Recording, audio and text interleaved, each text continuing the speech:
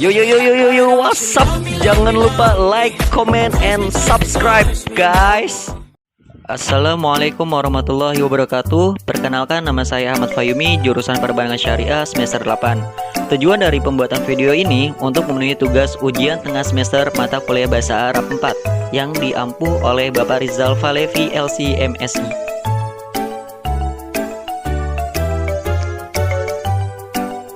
Ada 3 bagian konsep penerjemahan.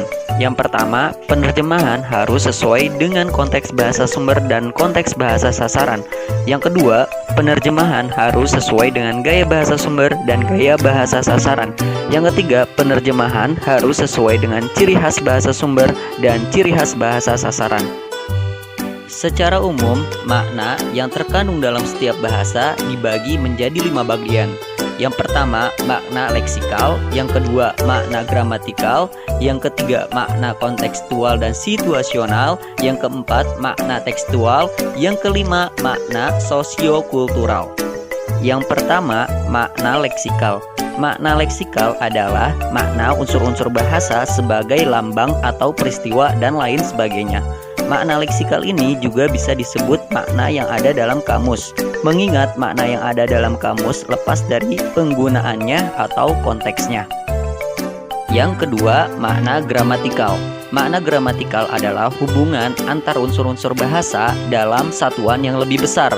Misalnya, hubungan suatu kata dalam frasa atau klausa. Yang ketiga, makna kontekstual dan situasional. Makna kontekstual adalah hubungan antara ujaran dan situasi di mana ujaran itu dipakai. Dengan kata lain, makna kontekstual ialah makna suatu kata yang dikaitkan dengan situasi penggunaan bahasa. Yang keempat, makna tekstual.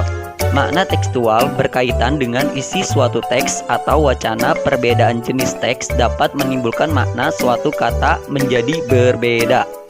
Yang kelima, makna sosiokultural. Makna sosiokultural adalah makna yang erat kaitannya dengan sosio budaya pemakai bahasa.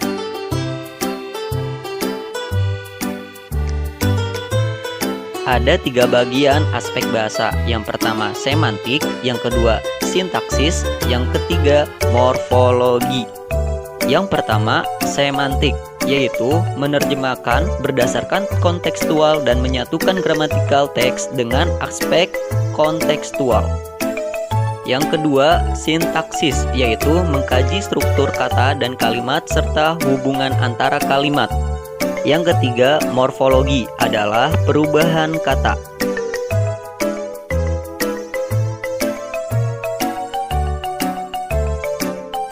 Unsur-unsur terjemah ada 4 bagian. Yang pertama, bahasa sumber. Yang kedua, bahasa sasaran. Yang ketiga, pesan. Yang keempat, padanan. Yang pertama, bahasa sumber, yaitu bahasa pengarang aslinya.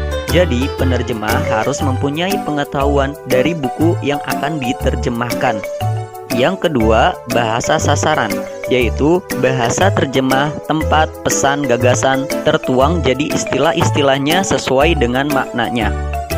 Yang ketiga, pesan. Pengalihan pesan dari bahasa asing ke bahasa sasaran adalah inti dari menerjemah.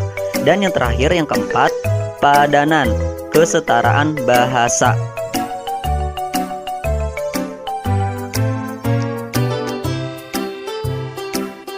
Yang pertama, terjemah fauriyah. Terjemah fauriyah adalah terjemahan yang dilakukan secara langsung atau tanpa suatu persiapan. Yang kedua, terjemah huriyah. Terjemah huriyah yaitu terjemahan bebas tanpa terkait alih bahasa kata ataupun kalimat. Yang ketiga, terjemah harfiah, yaitu pengalihan bahasa sesuai dengan urutan kata bahasa sumber, atau bisa disebut juga menerjemahkan menggunakan kamus. Yang keempat, terjemah ma'nawiyah. Terjemah ma'nawiyah bisa juga disebut dengan terjemah tafsiroh, yaitu ahli bahasa tanpa terkait dengan urutan kata atau susunan kalimat bahasa sumber. Yang kelima, terjemah mumasilah, yaitu menerjemahkan dengan menggunakan bahasa yang sama.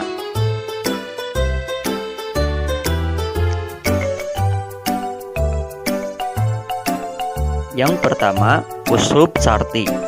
Uslub syarti adalah bentuk kalimat yang di dalamnya terdapat adat, yakni perangkat baik berupa huruf, lafaz, atau apa saja namanya, yang dengan perangkat ini terjadi ikatan antara dua kalimat. Yang kedua, uslub qasam. Uslub qasam yang meliputi adat qasam, muqassam bih, muqassam ilaih, atau disebut juga jawab qasam. Yang ketiga, uslub madi dan zami. Secara bahasa, madi artinya pujian atau ungkapan perasaan senang dan simpatik. Sedangkan zami adalah antonim madi, yakni ungkapan kebencian dan tidak simpatik.